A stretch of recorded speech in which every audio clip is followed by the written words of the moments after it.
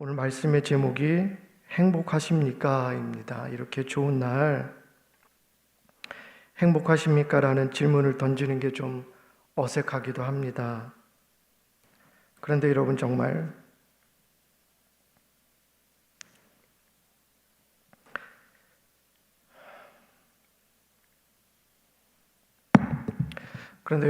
행복하십니까? 여러분 지금 예수를 믿고 계시잖아요. 그런데 예수를 믿고 있으면서도 행복하지 않은 사람들이 더러 있습니다. 이처럼 안타까운 일이 어디 있겠습니까? 예수를 믿으면서도 행복하지 않았던 사람이 바로 제가 그런 사람이었습니다.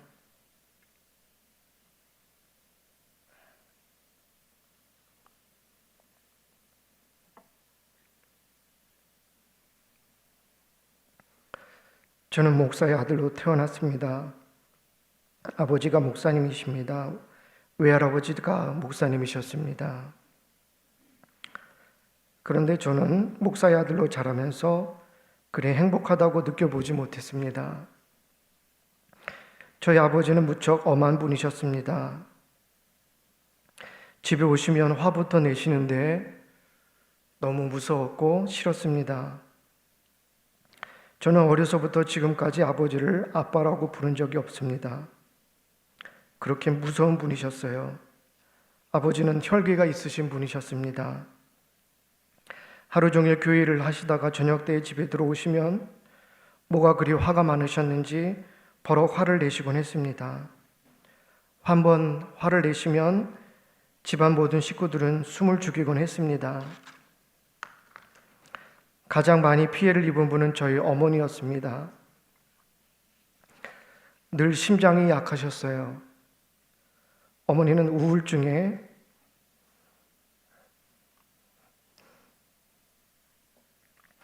그리고 신경쇠약에 걸리고 말았습니다. 제가 보기에 저희 어머니는 행복해 보이지 않으셨습니다. 남편이라는 사람이 늘 화만 내고 혈기를 부리고 엄한 남편이다 보니 아내인 저희 어머니는 늘 숨을 죽이며 살아야 했습니다. 그리고 외로우셨으며 한 여자의 일생에서 남편의 사랑을 받지 못하는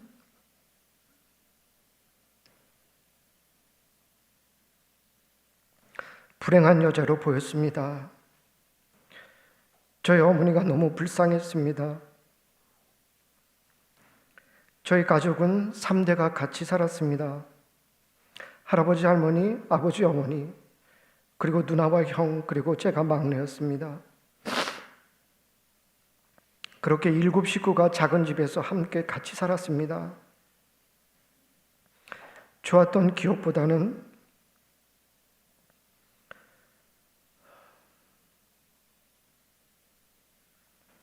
싸우고 갈등하고 힘들어하는 모습들이 더 많았습니다. 저희 어머니는 시부모를 모시고 살았습니다. 제가 아주 어릴 적부터 할아버지 할머니가 계셨으니까, 그리고 돌아가실 때까지 함께 살았으니까 저희 어머니는 약 40여 년을 시부모를 모시고 살았습니다. 저희 어머니는 평생을 마음 놓고 외박은 고사하고 외출도 마음대로 하지 못하셨습니다. 점심때면 할아버지 점심을 차려드려야 했기 때문입니다. 어릴 적 저희 어머니는 아버지로부터 사랑을 받지 못해서, 그리고 시부모와의 갈등 속에서 늘 힘들어하시고 그렇게 불행해 보이셨습니다. 겉으로는 목사의 사모였지만 안으로는 속이 타들어가는 마음의 병이 생기기 시작하셨습니다. 결국 저희 어머니는 우울증으로 평생을 고생하여 했었습니다.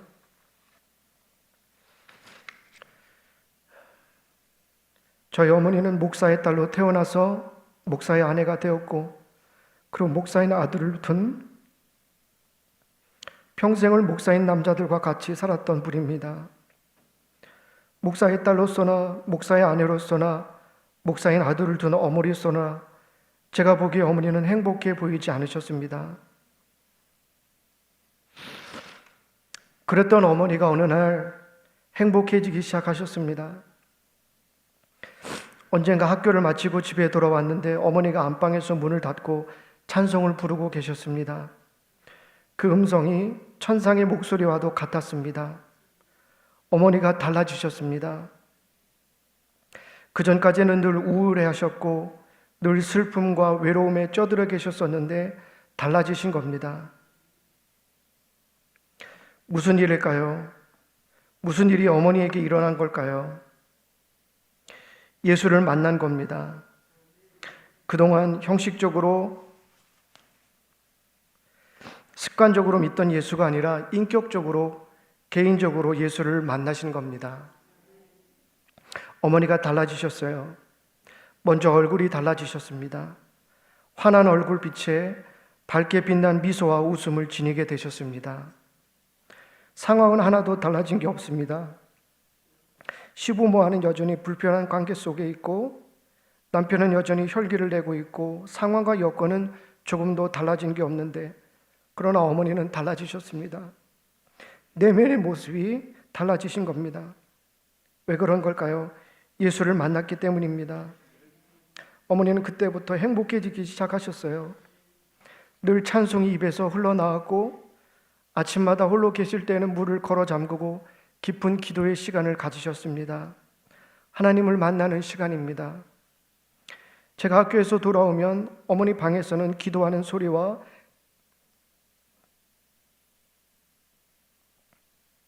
찬양하는 소리가 들렸어요. 그렇게 매일같이 여러 시간을 예수님을 만나는 교제하는 시간을 가지셨습니다. 언젠가 어머니는 저에게 말씀하셨어요. 하나님이 어머니에게 위로의 말씀을 주셨대요. 사랑하는 딸아, 내가 너의 모든 슬픔과 괴로움을 다 알고 있단다.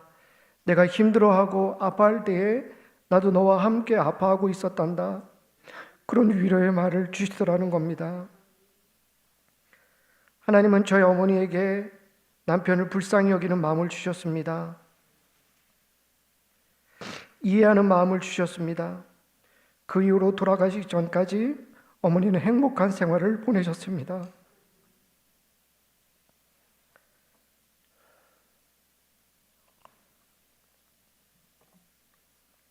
사랑하는 성도 여러분, 행복은 다른 데 있는 게 아닙니다. 행복은 예수 그리스도 안에 있습니다. 여건이 좋아야, 환경이 좋아야 행복해지는 게 아닙니다. 여러분이 진정 그리스도 예수 안에 있고 예수가 여러분 안에 계신다면 여러분은 이미 행복한 사람입니다. 다윗은 이 시편 23편의 시를 지을 때에 어떤 조건, 어떤 환경 가운데 있었을까요? 자기를 죽이려고 찾아다니는 사울 왕의 핍박을 받고 있던 때였습니다. 결국 형편이 좋을 때가 아니었습니다. 그런데도 다윗은 고백합니다. 주님은 나의 목자시니 내게 부족함이 없어라. 부족함이 없다는 건 만족하다는 겁니다. 만족함이 있는 삶, 곧 행복한 삶입니다. 다윗은 그럼 왜 행복했던 걸까요? 4절 말씀 봅시다.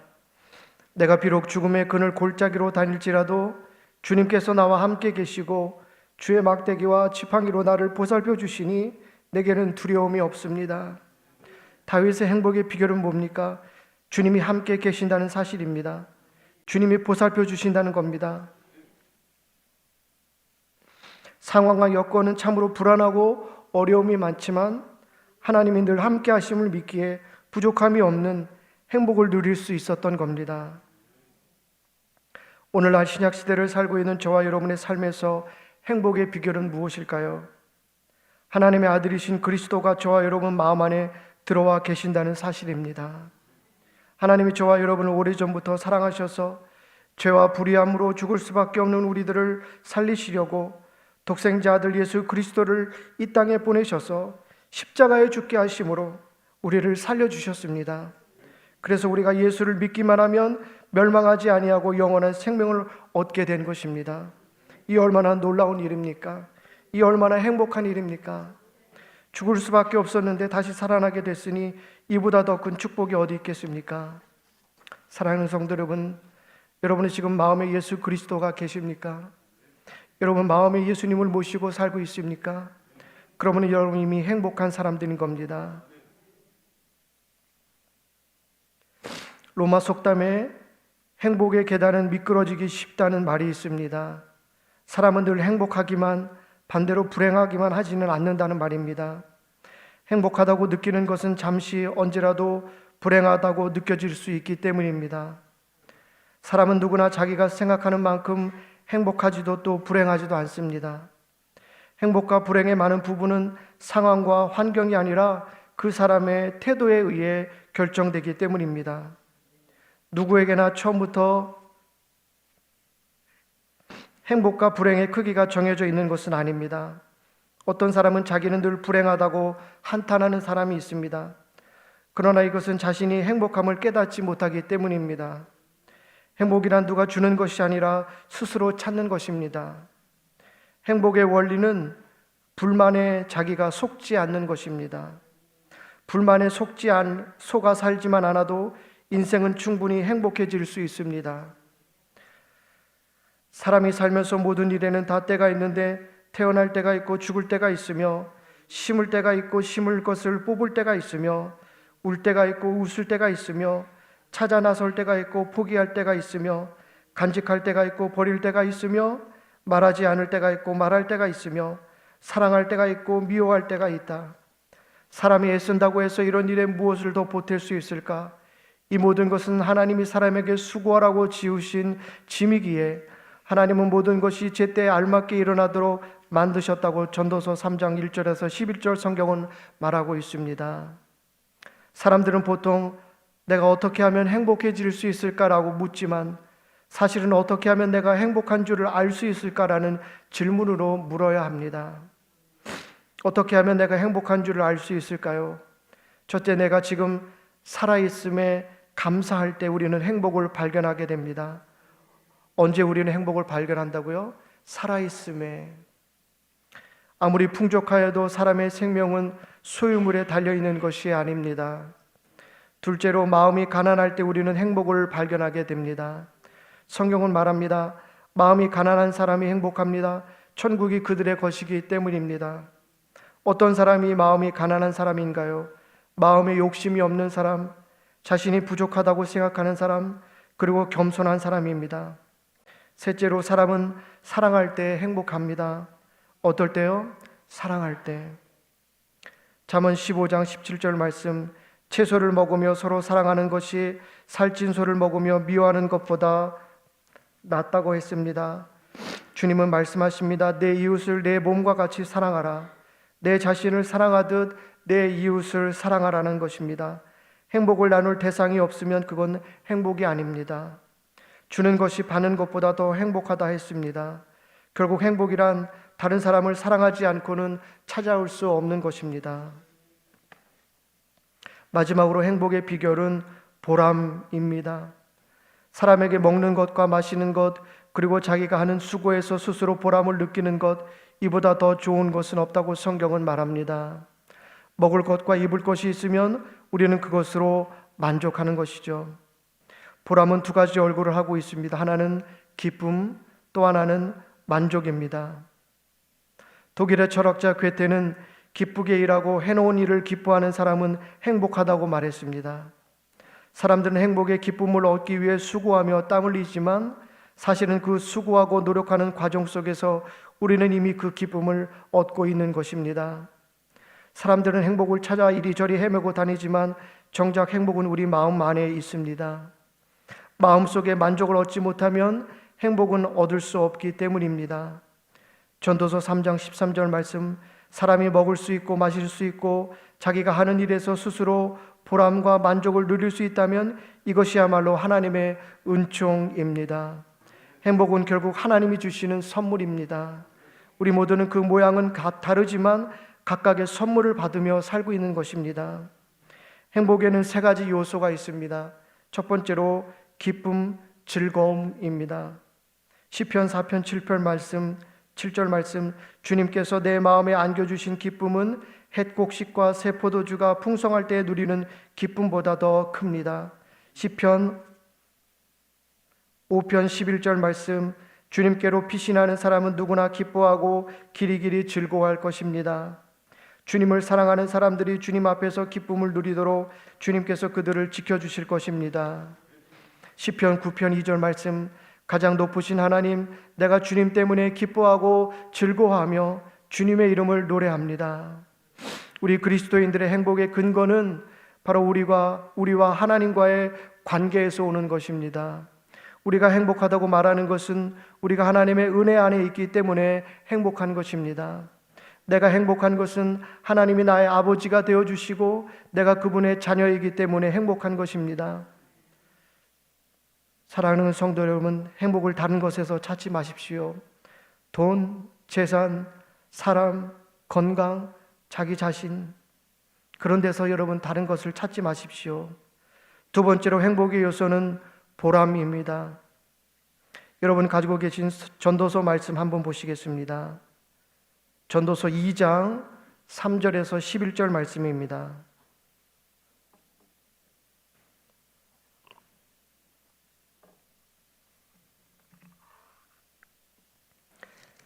전도서 2장 3절에서 11절 말씀. 조금 길지만 제가 읽도록 하겠습니다. 우리 같이 읽도록 하겠습니다.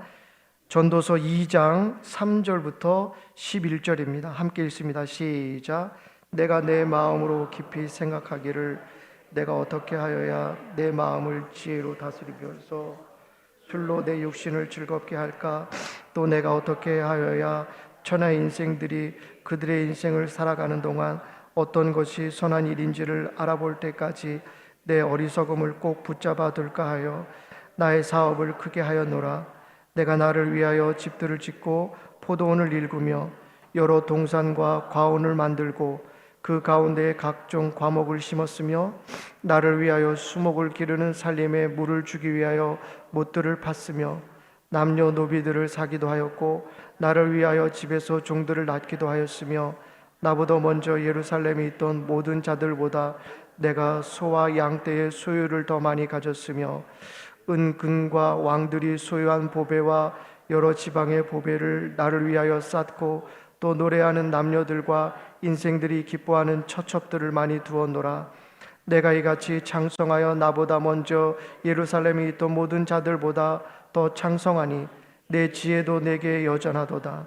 무엇이든지 내 눈이 원하는 것을 내가 금하지 아니하며 무엇이든지 내 마음이 즐거워하는 것을 내가 막지 아니하였으니 이는 나의 모든 수고를 내 마음이 기뻐하였음이라. 이것이 나의 모든 수고로 말미암아 얻은 몫이로다. 11절입니다. 그 후에 내가 생각해 본즉 내 손으로 한 모든 일과 내가 수고한 모든 것이 다 헛되다. 바람을 잡는 것이며 해 아래에서 무익한 것이로다. 아멘. 이 모든 것이 다 어떻다고요? 헛되다는 것입니다. 보람이 없다는 것이죠. 행복하지 않다는 겁니다. 이 모든 것을 다 누리고 가졌음에도 불구하고 행복하지 않다는 것입니다.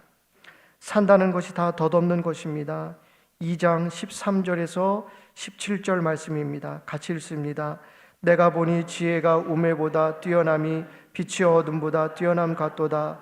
지혜자는 그의 눈이 그의 머릿속에 있고 우매자는 어둠 속에 다니지만 그들 모두가 당하는 일이 모두 같으리라는 것을 나도 깨달았도다. 알았도다. 내가 내 마음속으로 이르기를 우매자가 당한 것을 나도 당하리니 내게 지혜가 있었다 한들 내게 무슨 유익이 있으리요 하였도다. 이에 내가 내 마음속으로 이르기를 이것도 헛되도다 하였도다. 지혜자도 우매자도 함께 영원하도록 기억함을 얻지 못하나니 후일에는 모두 다 잊어버린 지 오래일 것임이라.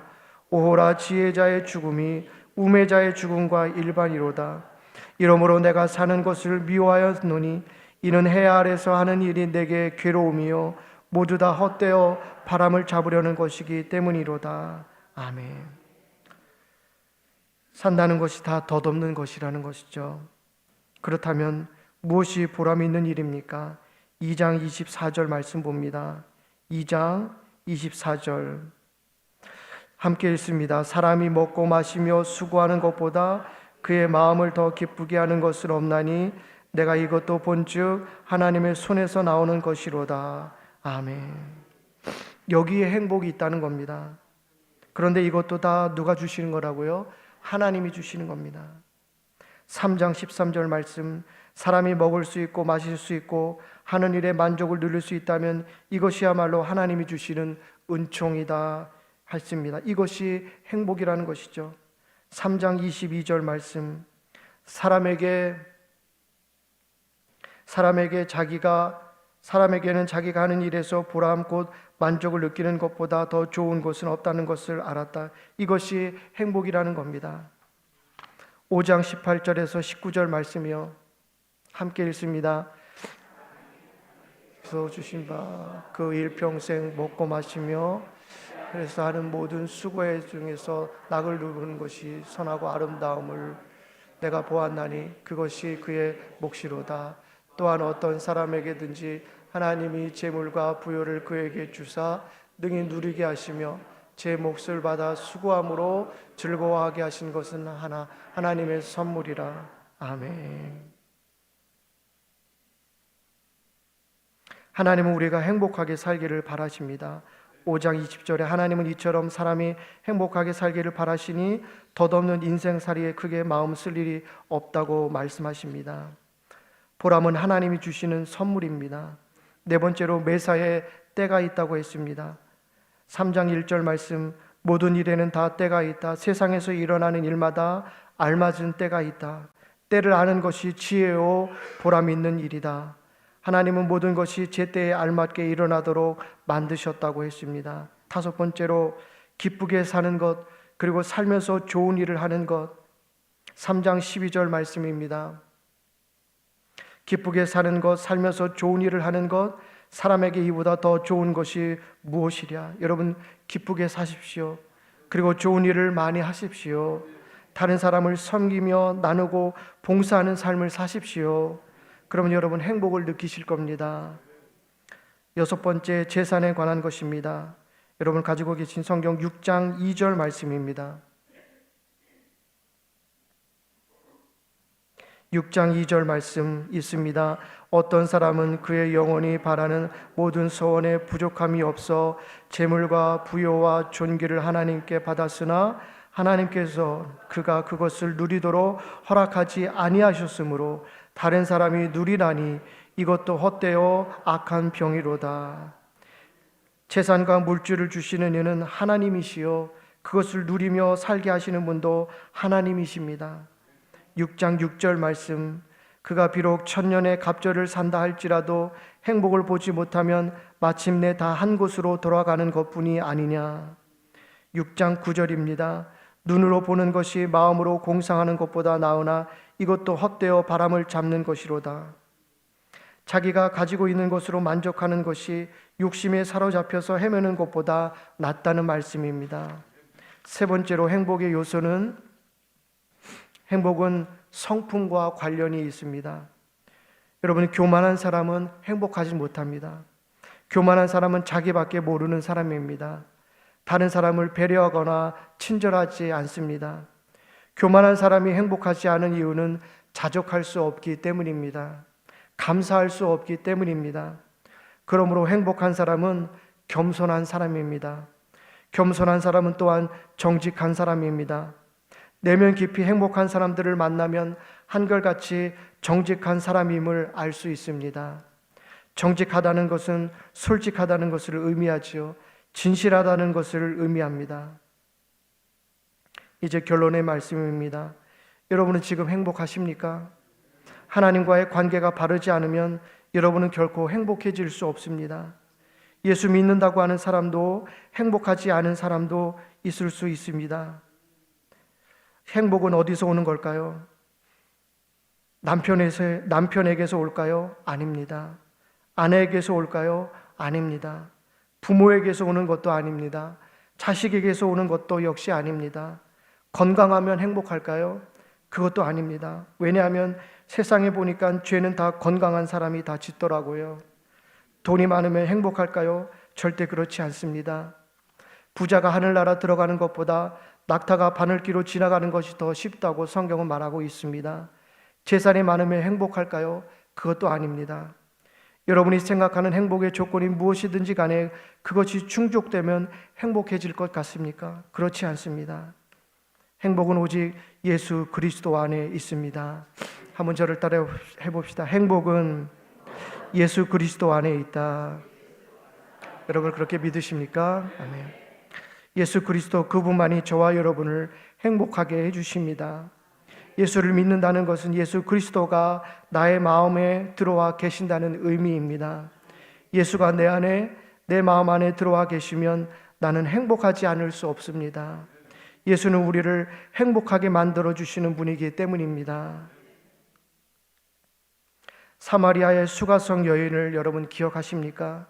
남편이 5이나 있었고 지금 같이 살고 있는 남자도 남편이 아닌 그런 여자였습니다. 행복을 남자에게서 찾는 그런 여자였습니다. 그랬던 여자가 예수를 만나고 달라졌습니다. 메시아이신 그리스도를 전하는 사람이 되었죠. 뽕나무에 올라간 삭개오를 여러분 아시지요? 그는 부자였습니다. 그러나 그는 행복하지 않았습니다. 그러나 그가 예수를 만나고 나서 그는 달라졌습니다. 자기 소유의 절반을 가난한 사람에게 나누어 주었습니다. 행복이 소유에 있지 않다는 것을 예수를 만나고 나서 깨달은 겁니다.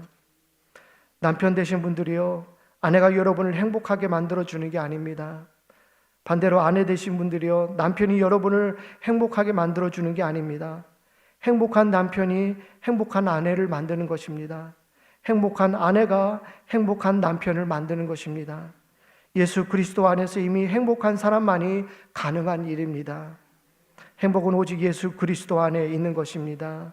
여러분 다른 데서 엉뚱한 데서 행복을 찾지 마십시오. 예수 안에 행복이 있습니다. 따라해 봅시다. 예수 안에 행복이 있습니다. 시편 16편 2절 말씀, 하나님은 나의 주님, 주님을 떠나서는 내게 행복이 없습니다. 이 고백이 저와 여러분의 고백이 되기를 바랍니다.